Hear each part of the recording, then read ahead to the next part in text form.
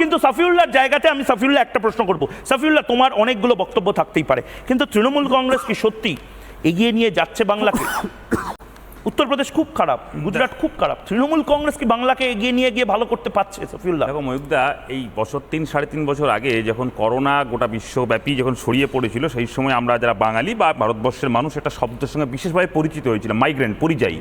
এবং এই মাইগ্রেন্ট পরিযায়ী যখন আমরা সব পরিচিত হয়েছিলাম, সেই সময় দেখেছিলাম যে এই লকডাউনের সময়, হঠাৎ করে যে লকডাউন, সেই লকডাউনের সময় আমরা দেখেছিলাম যে দলে দলে বাঙালিরা কেরালা, তামিলনাড়ু, কর্ণাটক থেকে শুরু করে কাশ্মীর এবং সুদূর মধ্যপ্রাচ্যের দেশগুলোতে ছড়িয়ে পড়েছিল। শুধু তাদের খালি হাতে কাজ ছিল না, ভুখা পেটে ভাত ছিল না। এবং একই রকম যে কথা রাজশ্রীদা বলছিল, রাজশ্রীদের কথার সঙ্গে আমি একমত। এই বাঙালি কাশ্মীরে গিয়ে আপেল কুড়াতে গিয়ে গুলি খেয়ে মারা গেছে, সন্ত্রাসবাদীদের গুলি, আমি দ্বিমত হচ্ছি না। আবার একই রকমভাবে মালদার আফরাজুলকে আমরা দেখেছি রাজস্থানের শম্মুলাল রেগাররা তারা পিটিয়ে খুন করেছে, সেই শম্মুলাল রেগারদেরকে মাথায় তুলে নিয়ে এসেছে সেই এলাকার বিজেপি। এটাও আমরা দেখেছি। আমাদের বক্তব্য যে খুব স্পষ্ট। ময়ূকদা বলার সময় বলছিল যে যোগী আদিত্যনাথ উত্তরপ্রদেশে রাম মন্দির করছে, তাহলে তুমি তোমার কথা অনুসারে স্পষ্ট যে উত্তরপ্রদেশের সরকারি রাম মন্দির করছেন। তুমি নিজে উইথড্র করো, তুমি নিজে বলেছো যে উত্তরপ্রদেশ যোগী আদিত্যনাথ রাম মন্দির করছে, তার সঙ্গে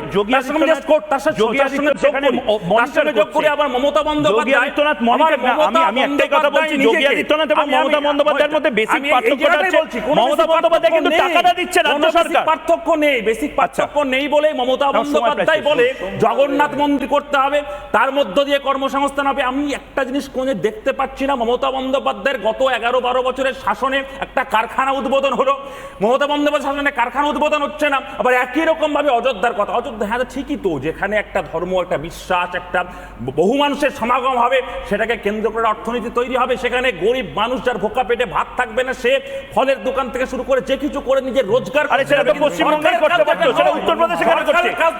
সাফিউল্লাহ, উত্তরপ্রদেশে কেন করছে? উত্তরপ্রদেশে কেন করছে? এক্স্যাক্টলি, পশ্চিমবঙ্গের বুকে দাঁড়িয়ে যদি সংখ্যা তত্ত্বের হিসাব ধরা হয়, সব থেকে বেশি মানুষ মাইগ্রেন্ট হয় কেরালায় গিয়ে কাজ করে, তামিলনাড়ু গিয়ে কাজ করে।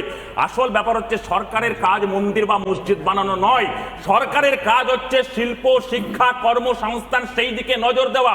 আজকে বাংলার দিকে তাকিয়ে দেখলে ধর্মতলায় দেখা যাবে যে এই পশ্চিমবঙ্গের সরকার প্রতিদিন তার পোলারাইজেশন পলিটিক্সের মধ্য দিয়ে এই রাজ্যের বেকার যুবকদের সম্পূর্ণ স্বপ্নকে ধ্বংস করেছে। একই রকম ভাবে আমার দেশের সরকার প্রতিদিন আমাদের দেশের বেকারত্বকে নিয়ে ছিনিমিনি খেলছে।